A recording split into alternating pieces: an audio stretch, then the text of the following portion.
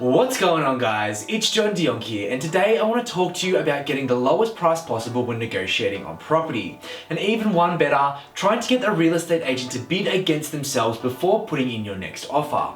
We commonly hear real estate agents using these tactics against us, but why can't we use them for ourselves? Real estate agents do this for a living, and the very experienced ones are highly skilled at what they do.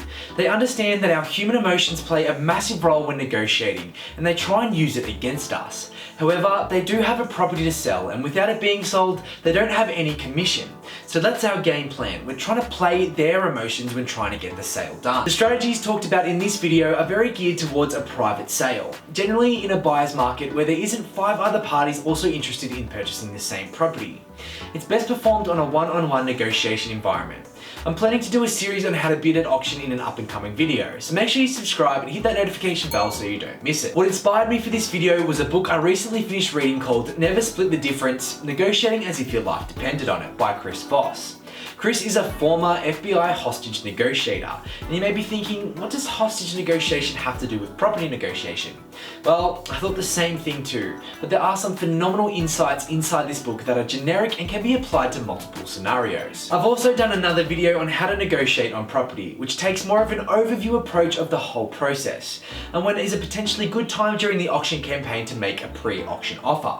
So this video is going to be dedicated more to the conversational elements based around my experiences and using some of the concepts discussed in Chris's book. My favorite section of the book is where Chris breaks down how to mathematically calculate your negotiation stages before going even into the negotiation process.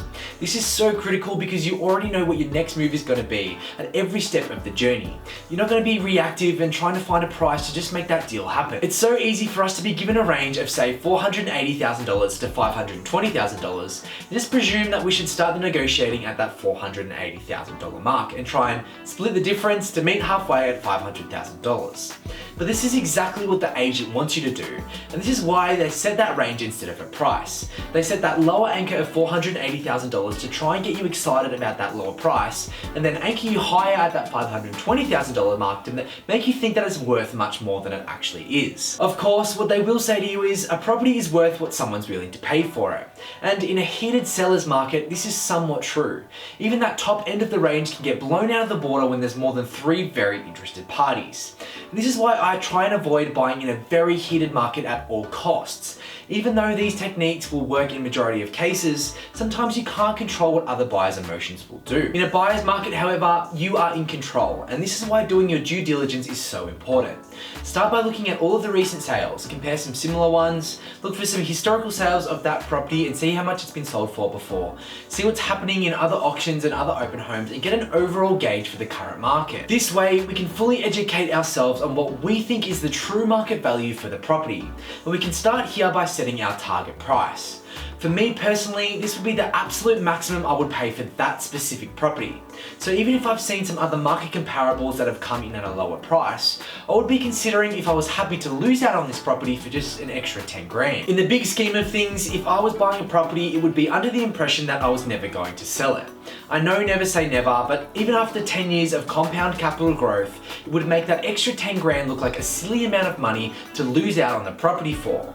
Also, if you're loving this content, make sure that you smash that like button. The percentage amounts to calculate our prices moving forward are taken out of the book, and Chris, having the experience that he does have, would know that these work in most scenarios. Although, as you'll see, in my opinion, these offers are very low, so we might have to accommodate for something more realistic. I'll give examples of the actual numbers I would use. I value the property at $470,000 based on my research and have given myself a $10,000 buffer, setting my target price at $480,000, which is the real estate agent's lower anchor, meaning we have a bit of work on our hands to do. So let's make our own low anchor, and we can calculate this at 65% of our target price, according to the book. So our starting offer would be $312,000. As you can see, this is pretty low. So from my perspective, I would use something like 94% here. So my starting offer would be $450,000. Now, you may still be laughing at this very low number and thinking how ridiculous it is in comparison to that range, especially the top end at $520,000. And this is exactly the response we want to get, especially from the agent. We want them to know that they are in control and give them the illusion that we aren't really sure what we're doing here. In most cases, this would really tick off the real estate agent. And in a seller's market with 3 or more other buyers, they generally won't even call you back. And this is why I said at the start of the video, it's best performed at a one-on-one negotiation encounter.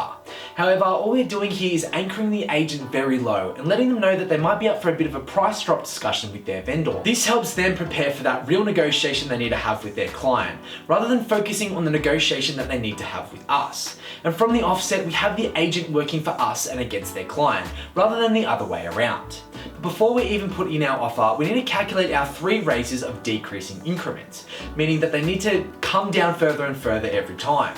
So our first raise might be $15,000, then $5,000, then $2,000. Using the book's percentages again, if our maximum price at 100% is $480,000 and our 65% price is $312,000, we need 2 more raises between these numbers. We'll set our first raise at 85%, so $408,000, and our third raise will be at $456,000, which is 95%. These numbers may still seem small to you, but remember, our aim is to pay less than our 100% price, and nothing more. Anything we can do to prevent that is going to help. Based on my opinion of the 4 separate prices, if our maximum price is $480,000, the low anchor is $450,000, then we'll keep the trend of these decreasing increments. My second offer would be somewhere around $465,000, so that's $15,000. My third offer would be somewhere around $472,000. And I'll use these numbers in my examples moving forward. So we're now all set for our price discussions. Hold yourself accountable to these numbers and never deviate from the plan you've just put into place. Always give yourself plenty of time between offers. Never make all offers in one of those conversations. Give yourself time to reset and rethink about your next move and evaluate any information the agent may have just given away. When putting forward our first offer, as I said before, prepare for some backlash from the agent. They'll most likely scoff at us and say, "Oh, I'm not even going to show that offer to my client," when in Victoria they're actually obligated to, unless instructed to by their client. But all we want here is a solid starting price from the vendor rather than that ridiculous range. To soften that tension, you could preempt how they're going to feel after you tell them that low offer with something like, "I understand you're not going to like this offer, and when we get off the phone, you're probably going to be very annoyed with me and possibly have an awkward conversation with your client." This way you are, as Chris says, anchoring their emotions in a minefield of low expectations. And from here, we can then raise their hopes by saying something like, "Still, I want to bring this offer to you before I put an offer on another house. I'm going to offer you $450,000. What is really ideal here is for them to irrationally respond with something like, "My client won't even settle for anything under $510,000. And then we have that actual starting point. But if not, whatever you do in this situation, don't bid against yourself. The agent will most likely go away, talk to their client, and then ring you back and say they aren't interested anywhere near that price. You're gonna have to come up. You may feel stuck here, like you do actually have to come up, like I have many times before. But don't bid against yourself until you get that starting point from them. So a good response to something like this is, "I'm sorry, I really didn't mean to offend with my low offer. I'm just not sure about what price to even start at." Which they'll most likely come back and say, "Well, somewhere in between the range would be good." Depending on how quickly they call you back, you can probably gauge how interested the vendors are. If it's in the next 30 minutes, it generally means that they really want to sell the property. Even in the first 24 hours is pretty good. Any longer than that, the agent is probably trying to set up a face-to-face meeting with their clients to talk about a potential price drop, and it's going to be a long, tough game for them. Regardless of how long it takes, have a friendly back and forth with the agent here, and keep asking them open-ended questions before making another offer, such as, "How am I supposed to do that with our budget?" Or, "We really like the house and would love to buy it. What price would the vendors honestly take?" Remember, you want the agent working for you, so don't get nasty or reactive. Try and keep them on your side and get them to try and solve your problems for you. Either way, we need a starting price here. And for this example, let's say they came back at $510,000.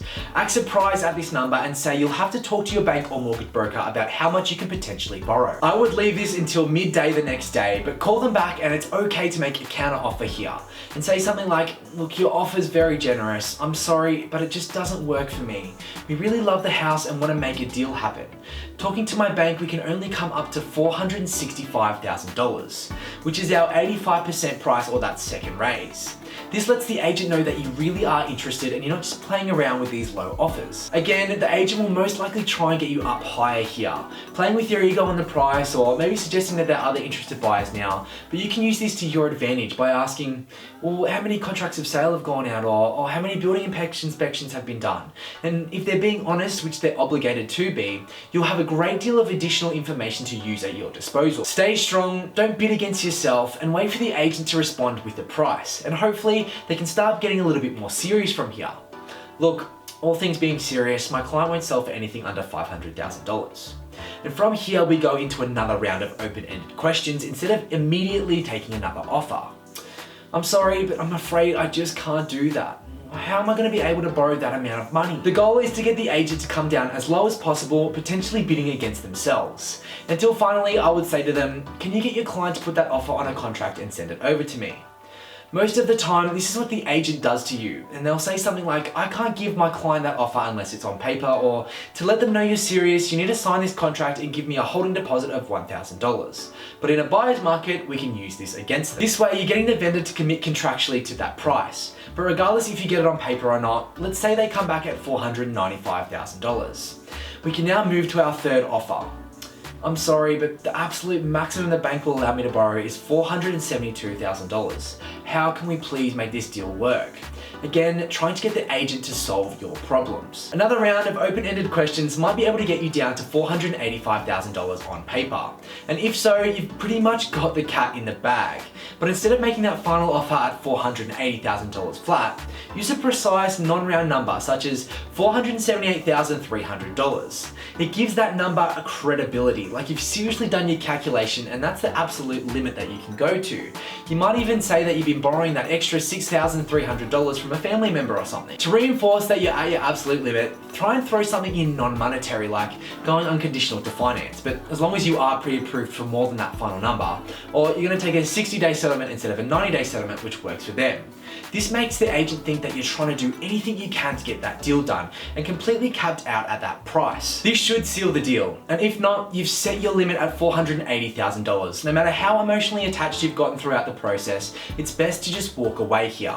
However, if it is only $5,000 more and you're still seriously considering it, give yourself a little bit more time, make sure that you can borrow and are able to afford that extra amount, and maybe make the deal happen. Again, these strategies are only going to work in certain scenarios. Some tools like the open-ended question will help you in almost all scenarios, but this is just one strategy to try and get the lowest price possible from a vendor. This video has presumed that you've done all of your due diligence, including finance pre-approval and building and pest inspection, before making any unconditional offers. As always, seek your own professional financial, legal, taxation, and property investing advice for your current situation. These videos are just my opinion and should never be considered as personal advice. If you're keen for more content, make sure you subscribe and smash the notification bell so you don't miss a video. And until next time, happy house hunting.